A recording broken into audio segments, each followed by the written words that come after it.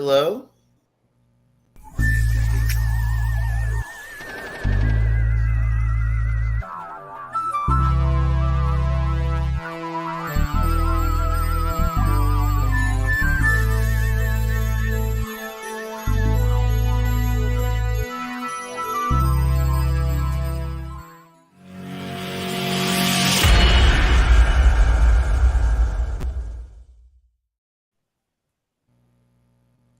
Good evening, and thanks for joining us tonight for our Intersections of Corporate Rule.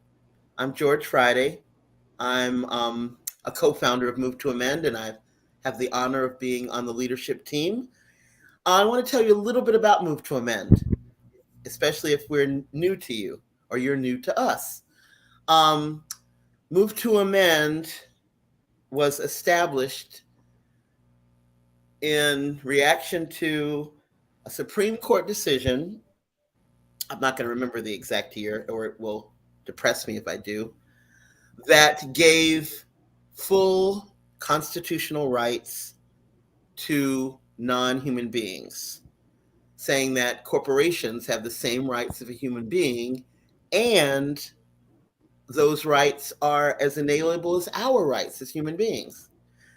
So our charge has been to make the change needed to guarantee that human beings have constitutional rights and not artificial entities, and that money is not speech. Both of those things are important and have been since the beginning. We also knew, though, that to win that, it takes a movement. So to do that, we have been doing movement building.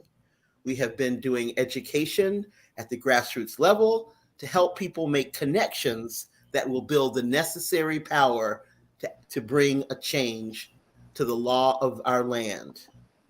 And tonight, we want to talk about some of the reasons or the examples of why now, more than ever, we really need that constitutional amendment, given some of the heinous things that corporations are doing. So tonight is a time for you as Move to Amend members and supporters of our work to discuss with us some of these really urgent and pressing problems and events that affect our lives, our communities, our environment, all movements, and both the horrible realities and the beautiful inspirations that come from engaging in that work and sharing what are wins for us and what are struggles that we have to do together in this marathon towards democracy with a capital D for humans. So we're going to get started. And I'm going to pivot to Greg Coleridge, great staff member and co-director of Move to Amend, and wonderful Ohio person who's going to get us started. Greg? Hey, thanks, George, and good to be here, and good to have all of you tuning in. I am from Ohio, and I'm going to make a few comments about the recent train derailment in East Palestine, Ohio, which is a tragic reminder of the dangers posed by corporate control and the prioritization of profits over public safety. And this is Exhibit A, if not Exhibit quadruple Z, because there's examples almost every day. As we examine the root causes of this incident, it's become crystal clear to so many that corporate rule has played a significant role in creating the conditions that led to the derailment. One of the key factors contributing is the lack of legitimate and transparent regulatory oversight and enforcement. In recent interests have successfully lobbied to weaken regulation, both at the federal and state, particularly at the federal, that are designed to protect public safety. These regulations were put in place to prevent accidents like the Ohio derailment from occurring. But when they are not adequately enforced, corporations are free, and have been, to cut corners and prioritize, as they always do, profits over safety when they have any opportunity to do so. Part of the reason for inadequate enforcement is regulatory capture and outsourcing sampling and testing, which has happened in East Palestine as EPA turned over testing to Norfolk Southern, the railroad company, which then outsourced the testing to a range of contractors. that's looked to please their employers, so to win more contracts. So it's an insidious cycle.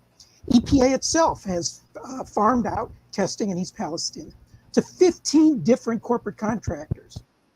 One of them is called Tetra Tech Incorporated, which is a subsidiary of a Tetra Tech EC, which, by the way, is being sued by the Department of Justice for what's been called the biggest case of eco-fraud in U.S. history for their role in the botched Navy cleanup at the former Hunters Point Naval Shipyard, San Francisco. So this is one of the outfits that's been given by EPA the power to do sampling and testing.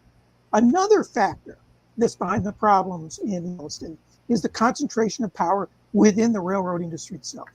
A small number of large corporations like Norfolk Southern control the majority of the rail lines in the U.S., which means they have and have had a disproportionate amount of influence for agencies that are supposed to hold them accountable, but has been a joke. When corporations have that much power to basically decide what the regulations are going to be, then they're able to dictate the terms of regulation, obviously their advantage, rather than operating and being forced to operate in the public interest. Additionally, the here in Ohio highlights the risks associated with transporting hazardous materials by rail. In recent years, there's been a significant increase in the volume of crude oil and many hazardous chemicals transported by rail. But the safety standards for this transportation hasn't come anywhere remotely close to the pace with the increase in volume. This has resulted in an increase in accidents here in Ohio and across the country, upwards of somewhere in the neighborhood of like a year, and spills that pose a serious threat to public health and safety. Overall, the Ohio train derailment is a tragic, sickening, outrageous example of the dangers posed by corporate rule and the prioritization of profits over safety. Prevent accidents and incidents like this from occurring in the future, absolutely essential that we hold corporate entities accountable. That's equivalent in scale to what has been and are continuing to be harms to people, communities, and the environment.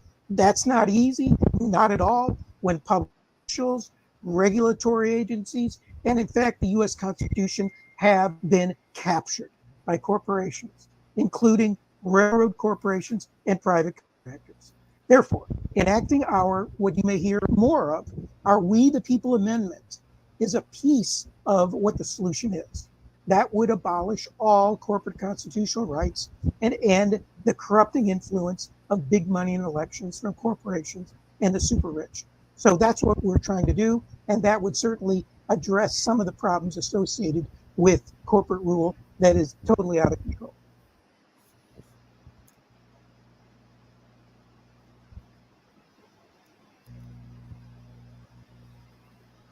Thanks so much, Greg. I don't know if we have any questions for you. I don't see any over here. So I'm going to assume we don't have questions unless I missed something, and someone would alert me if I missed something. So we're going to continue. I think people can put in their questions in the chat, right? Yes. And I don't see them, so I will read them if I saw some, and I will. And if you don't get answers to them here, and you want to get answers, some other time, feel free to reach out to us anytime by going to info@MTAmenders.org. info@MTAmenders.org. Thanks so much, Greg. I live in North Carolina, so I know about things that are going on in South Carolina, Georgia. My brother lives in Atlanta, but I want to call our attention to our two other co-directors, Shelley and Dolores, to tell us about one of the things going on in Atlanta that I thought was a win years ago. And it just shows you got to keep winning your wins or you'll lose them. Dole, Shelley, who wants to go first?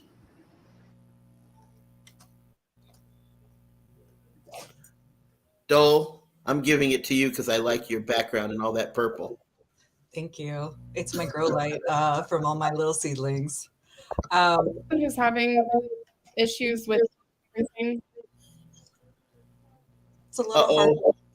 Okay. Shelly's sound went away. Everything cut out pretty bad, so I don't know. Oh, well, let's let Joel get a start, and then we'll check in with you too.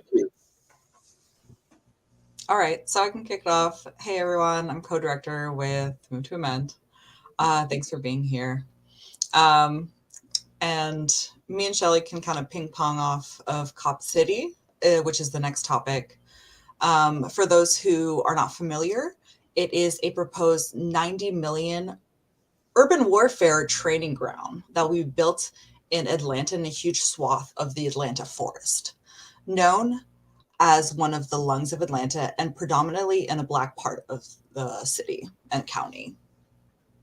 So the fight against Cop City is not new. It's entering its third year.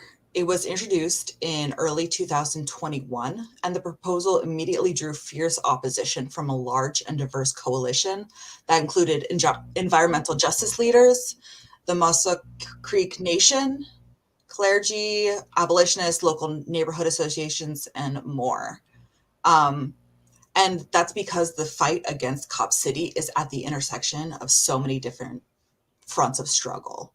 It's against racism, militarization of police, colonialism, gentrification, and reckless environmental destruction in the face of climate change. Are you back on, Shelly? I think so. Can you guys hear me? Yeah, I can hear you. Okay. All I'll pass it right. on to you. All right. Thank you, Dole. Yeah, so this is very much a Move to Amend issue because it is a money and politics issue, right? This is the lease is between the city and the Atlanta Police Foundation, which police foundations are basically like dark money vehicles, and they're meant to steamroll over the voices and wishes of the rest of us. And so that's exactly, what happened. And these are nonprofits. And that is why our amendment is not just about corporations, even though corporations have a huge part in this and have all the contracts and have been obviously big supporters because they love the police state. But, the Atlanta Police Foundation is a nonprofit. And because of our current system, they're allowed to do this. And so the resistance to Cop City, this started in 2021. And right when it was proposed, this consistent, organized, diverse, and powerful, like as any resistance effort you could want to put together, has been just engaging on every level. For instance, the night that City Council voted to move forward with the lease, there were over 1,100 public comments, and over 70% were against the project. And the remainders that were for the project, somebody went in and just tabulated who was giving these comments and what they were saying and what their background was. They were either cops or people who lived in the wealthy white enclaves on the other side of the county. So the people who lived there who would be impacted were 100% against it, but that, apparently didn't matter. They attended every listening session that Atlanta Police Foundation put on, which were really controlled. They would only select the questions they wanted to answer. They cut off attendance, but everybody engaged it anyway in good faith, hoping that it, would make a difference. And we can now see that this was going to happen no matter what. And all of that was just a show. So last summer, the project was approved. And so at that point, the resistance moved into the forest and into the streets of Atlanta. And it has been met by just a really astounding level of police aggression and violence, multi-agency. And, some people say that it was like the first murder of an environmental activist in U.S. history, which was Tortuguita. Dole, do you want to talk about Tortuguita a bit? I know you did a lot of the work of telling that story. Sure, if you want. So Tortuguita was I think, 26-year-old environmental activist, where there was various police agencies on site at the time of their death. And funny enough, the ones that actually went in to their tent and carried out the murder didn't have body cams, weren't legislated to have body cams. So there's no official body cam footage except from police that were kind of outside of the scene looking in. However, a private autopsy showed that they were shot, I believe, 13 times, and in a position of them being cross-legged with their hands up. So we know that environmental activists are some of the most murdered in the world. That is part of the environmental movement. We know that history. So it's definitely a turning point of seeing a blatant murder of someone in, being part of a nonviolent movement in their tent, cross-legged with their hands up. So, yeah. Thank you, Dole. Yeah, and so we see these narratives from the police because when that first happened, it was framed as they were armed and all this stuff. And so as often happens, that's what goes out into the zeitgeist. And then when we find out later that it was all BS, which so often is the case, it's just out of the news cycle and it just, they get the narrative. And we saw that again with this last week of action last month. Some people may have seen on the news, I had some friends who went down there and they had this music festival in the forest that was just beautiful, family friendly. There were kids there. And some other folks went up to this area that was well over a mile away and, did a little property damage on this surveillance site. And what the police did was immediately march back to where this music festival was happening and just started indiscriminately arresting people, including legal observers. And what they did to create this outside agitator narrative was detained a bunch of people, let all the locals go, and just kept the people who had come from out of town. And that allowed them to say, these are all people who are from here. But if you look back, that has happened with the civil rights movement. It happened at Standing Rock. It happened, because these things are ground zeros for things that will impact all of us, right? And especially Cop City, because this is a training ground that will be used by police agencies all over the country where they can go. It's like a mock city. I don't know how much folks know about this, but it's a mock city meant to look like the city of Atlanta, where they learn how to, deal with crowds in ways, right? And they're going to take what they learn there and bring it back to where all of us live who are not in Atlanta. So it is all of our fights, and everybody who was there had perfectly good reason to be there. But again, this is what police do. And but yeah, looking at the way that they have reacted is almost the best case to make as to why this should not happen, right? Mm-hmm. Yes, Berta, this usually happens outside of the U.S. by the U.S., but outside of the U.S. So this is, we're also seeing the Imperial Corps turning on itself. Right. Or turning on us. Right. In a big, big way. And that is a win that in 2021, folks who were there in Atlanta thought they'd completely won that fight and that it was behind them. And then it comes back with fierce, fierce aggression.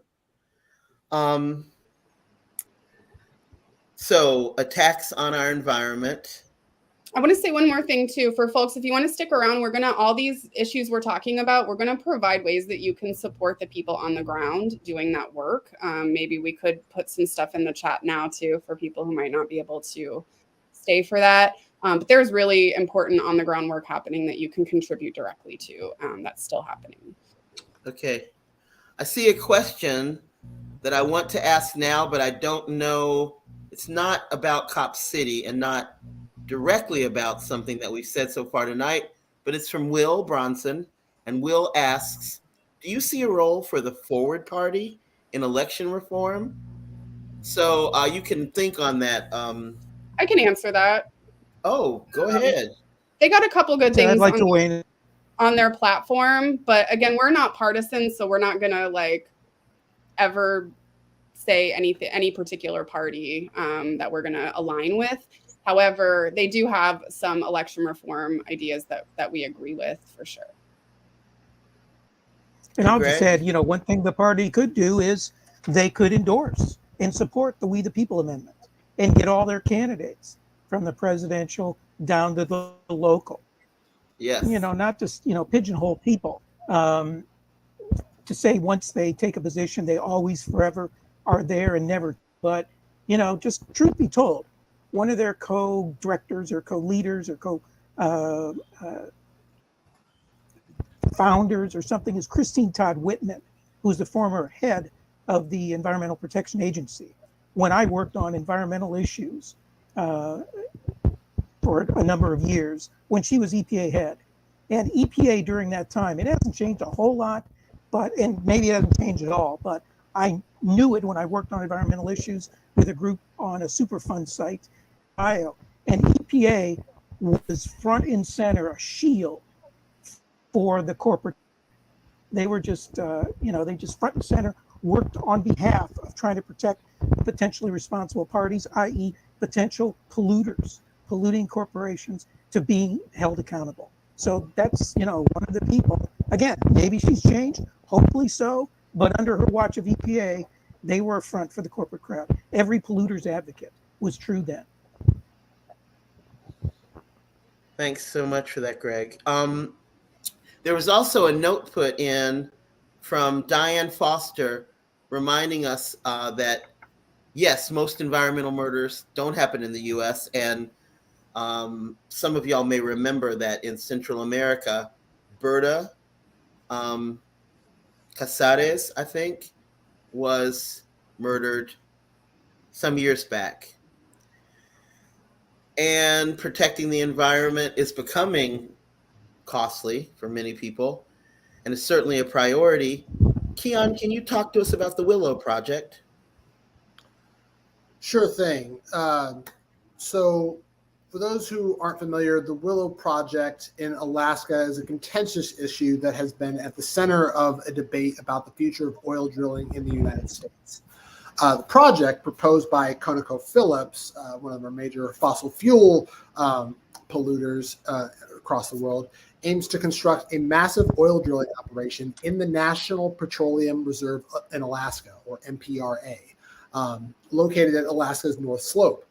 The argument for the project is economic benefit and reducing our dependence on foreign oil. But at what cost are we actually benefiting economically from this? Those against the project say that it will harm the ecosystem and those who rely on it, including being vulnerable to spills and other environmental crimes and catastrophes, and will also add to our reliance on fossil fuels in a moment in our history when we are seeing unprecedented mass die-offs and ecological collapse, when we should be moving closer to renewable energies rather than doubling down and maintaining the fossil fuel infrastructure. And in what ways will this project end up like previous oil drilling projects, where we as a collective society face the brunt of the repercussions, especially when the internationally recognized body on climate change, the Intergovernmental Panel on Climate Change, or IPCC, released their latest report recently saying that emissions should be decreasing by now, and they will need to be cut by almost half by 2030 if warming is to be limited by just 1.5 degrees Celsius, when we are continuing to fail to reach these necessary goals. We're also reminded that these atrocities are being decided and done under democratic leadership, contrary to their support of environmental policies.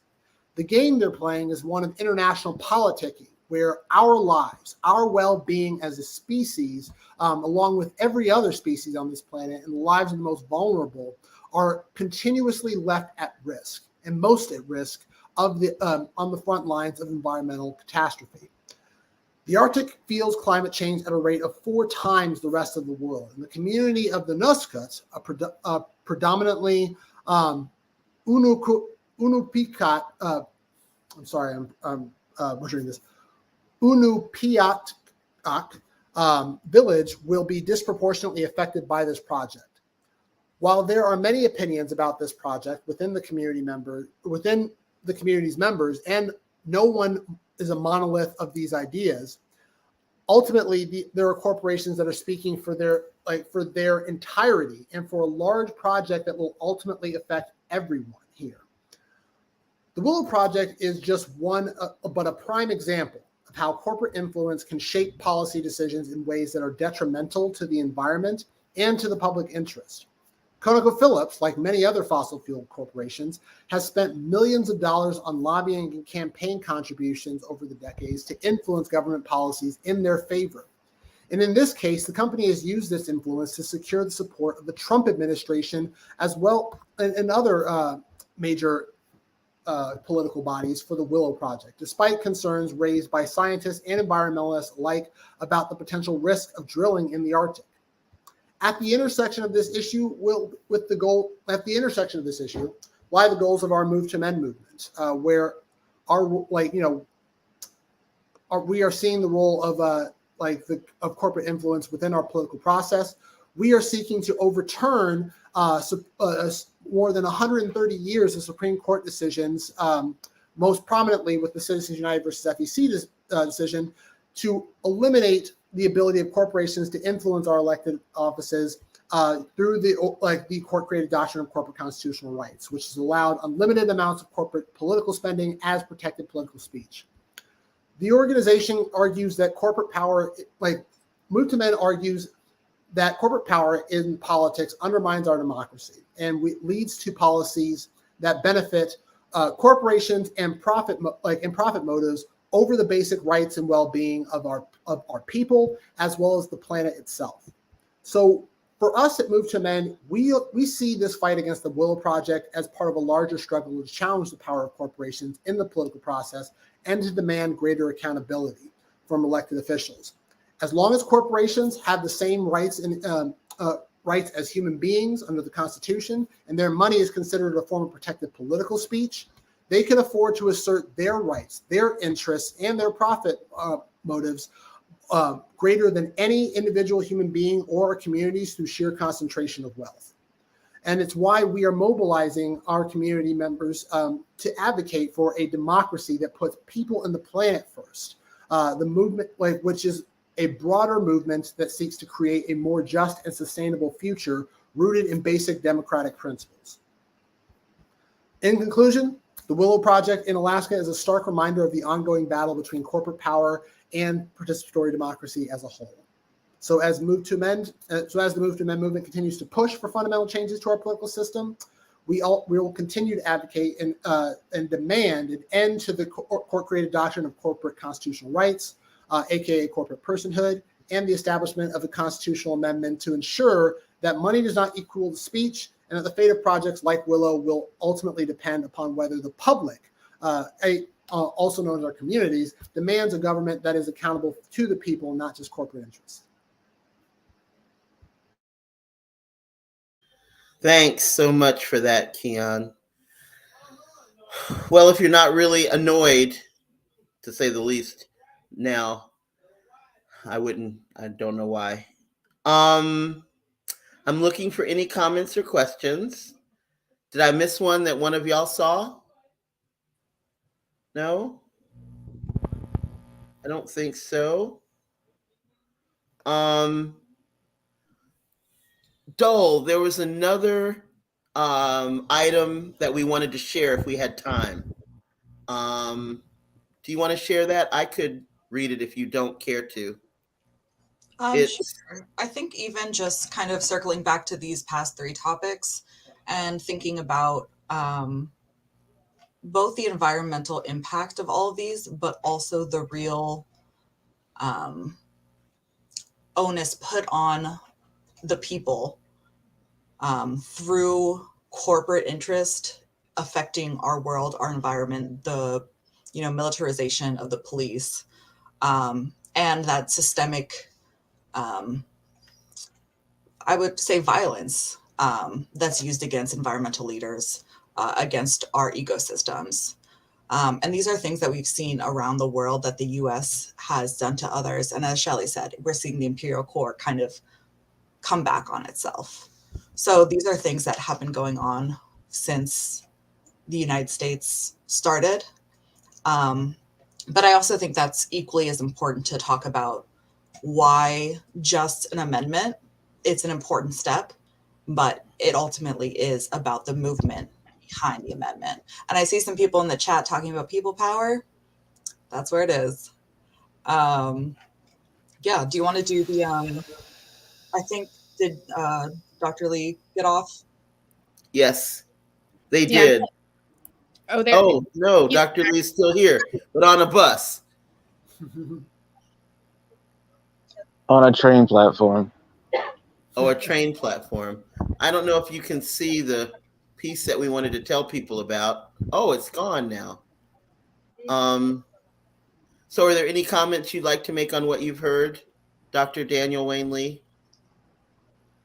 Well, I think for the most part, all of you have summed it up, really well. These are all examples of, an expressed will of the people being pushed aside. I mean, that's where most of our law enforcement comes from in general. When we talk about militarizing the police, we really talk about enriching the military-industrial complex. And when it comes to things like the Willow Project, it's a sidestep. The Obama administration actually supposedly banned oil drilling in the Arctic and Atlantic Oceans. So instead, they go like close to the ocean, which is, technically not on the ocean. It's just like a lot of laws are written with just enough loopholes for corporations with great lawyers to get around. And I think it's something that, is always my response when people are like, well, why don't you do this? And why don't you do that? To address some type of injustice that's happening in the community. But you more or less can't do that when there are corporations who have billions of dollars more than you do, as all these stories, have displayed tonight. Thanks so much, Daniel. Any other comments from our team?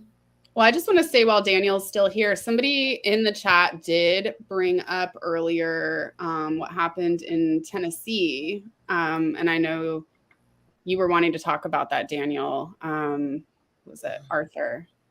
So while we got you. I think I'm going in and out a little, but yeah, I wanted just to mention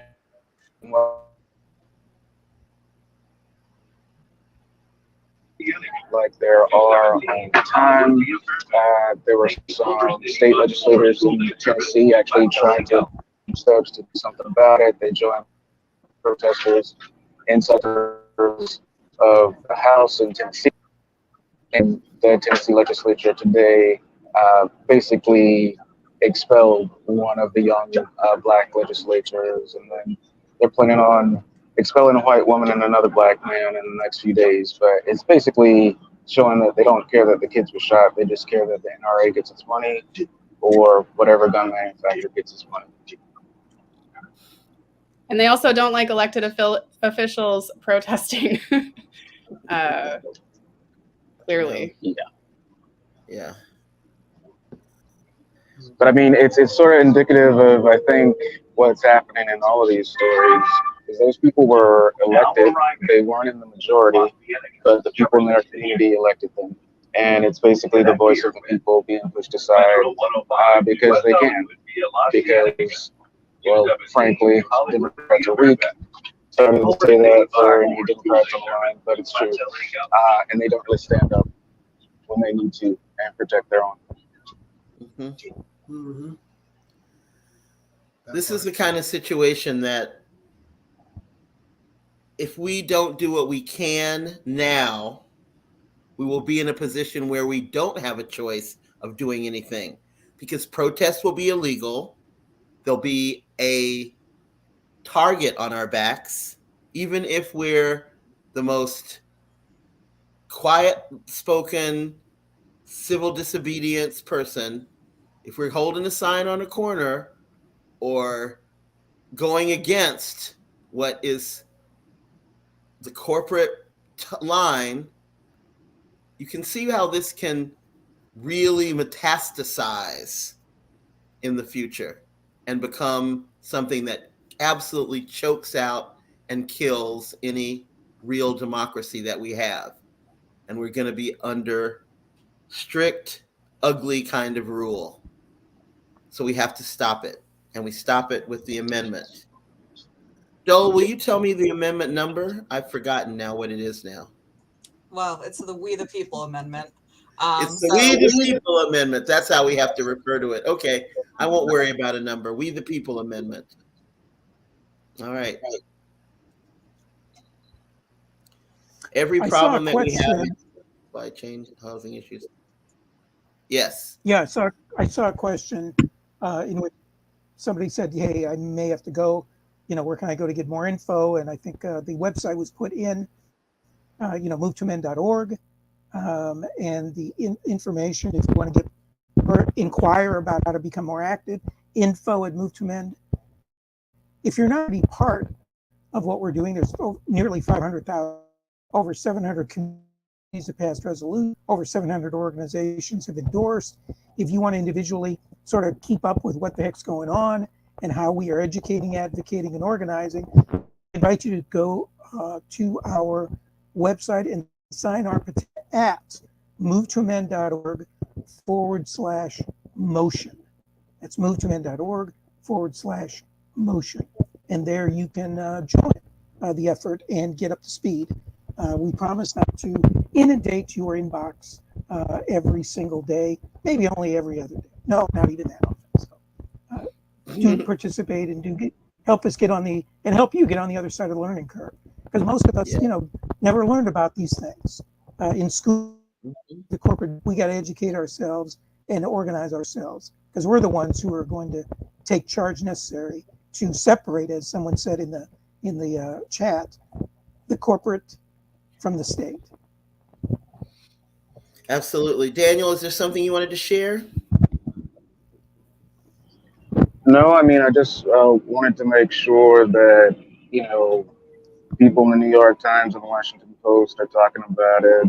I think, I often say I think people are more familiar with the icons and the totems of fascism than they are with the processes and the procedures. What we're seeing is a lot of procedural fascism around the country, the militarization of police, the squelching of dissent, the targeting of particular marginalized groups like drag queens and transgender folks. And, that's just the start. I think it really says that we got to do a lot more than we've been doing before. We got to do a lot more specifically than Democrats have been doing. We have to get the amendment as a minimum and then move on from there because the alternative is it's fairly dark. Yes, it is, unfortunately. So we all have to do our part as much as we can from your community level up, building power and making sure that people are supporting the We the People amendment. That means your reps from your local elected officials all the way up. And you can check out our website. There is a pledge to amend that you can get elected officials to take, even if all they're doing is running for school board, because eventually they might be running for state rep or, a congressional seat. So you want to build those relationships with your elected officials early so that you have their ear down the line. It's 16 minutes before the hour. Does anyone else have something to add? Well, I see something in the chat. After Biden approved the Willow project, I feel the people are on our own. We can't count on either major party to support us. That's a fact. And I think that's important to talk about because, when we talk about the Willow project, if we, even talk about Cop City, which was a direct response to the summer of 2020, where there was a anti-racist rebellion, that is in response to trying to keep protests under state violence, you know.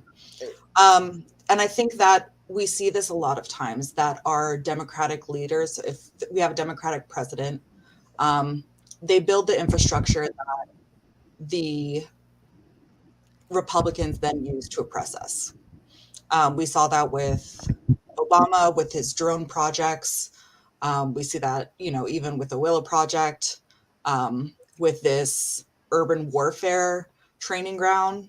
It seems pretty obvious that that corporate interest and oppression of the people is a bipartisan topic. Right. Mm-hmm. Yeah, I really can't emphasize that enough, what Dole and others have said. I mean, like, it's important to really understand that none of this is by mistake or by accident, but it's rooted really within our founding culture, where our Constitution, as it is currently interpreted as well as enforced, is effectively a property rights document that added human rights as an afterthought. And even after the first 10 amendments that added those paltry few human rights, and then an additional 17 amendments that came after it, sought to expand some of those protections, because it fails to define who is a person worthy of protection, as well as the priority of guaranteeing basic human rights and well-being. It continues to be permeated from the top down. That puts property rights, profit interests, and in corporate power above everything else. Everything else is still an afterthought, which is why we see that reflected in the priorities of every institution, most particularly within law enforcement,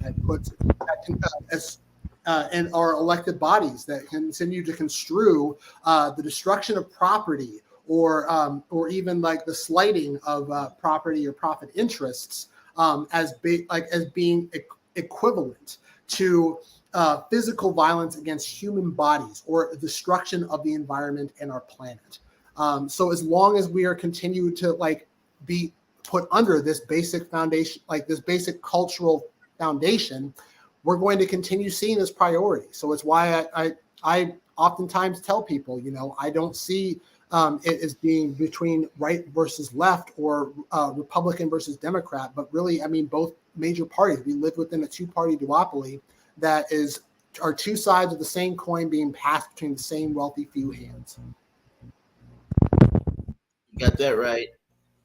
And Diane put in the chat the definition of fascism: the merging of corporations and government. That's absolutely on point.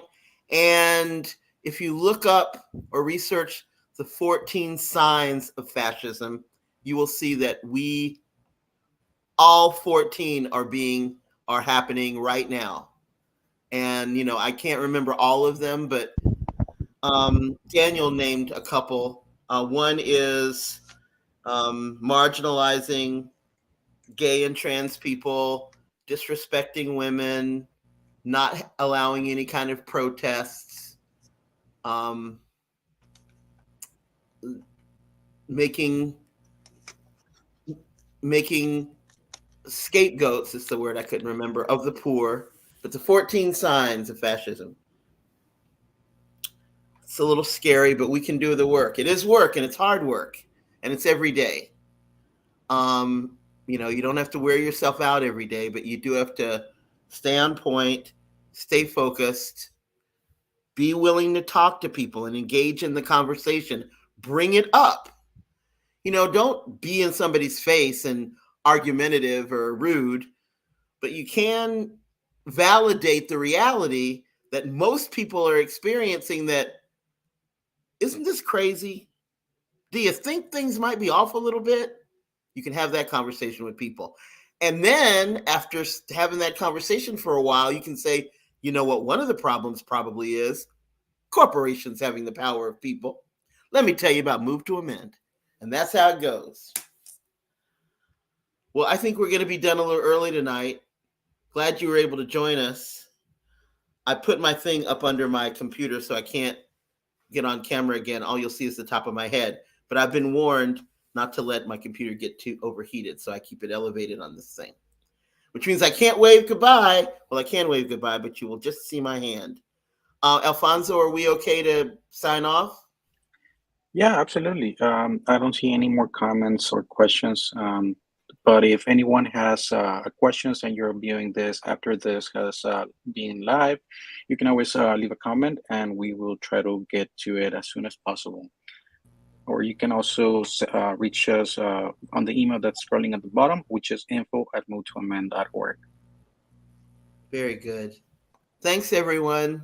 Thank you all so much for joining us. We'll have more of these, so keep your eye out. Easter over.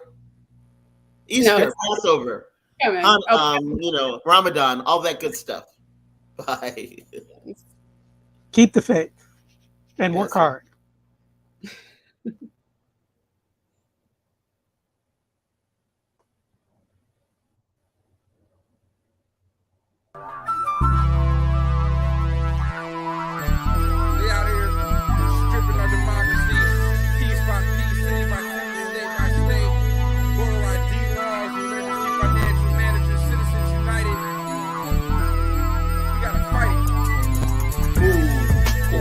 Are not people too. Money is not speech. Men, in fact, it's the root of all right now. We have the right to be free. Corporations are not people too. Money is not speech. Men, in fact, it's the root of all right now. Stand up and defend your democracy. Have you recently read the Constitution? There seems to be some type of confusion. I thought it said the people were the institution and not the corporations that simply want to use them. The truth is currently a fusion of corporate loot and our government that is outright abusive. People need change. The state, it refuses. They're saying we're mistaken. Well, show us where the proof is. They control the media, movies, and the music and determine where supplies of the water and food live. We need a strategy. Here is a solution. Build a movement to give our rulers improvements. An infusion of human to counteract the hubris that has our ecosystem near useless and our youth pissed. The founding fathers were flawed, but they knew this. So they gave us the tools to move with. Let's use them. Corporations are not people too. Money is not speech. Men, in fact, it's the root of all right now. And it's time to take to these streets.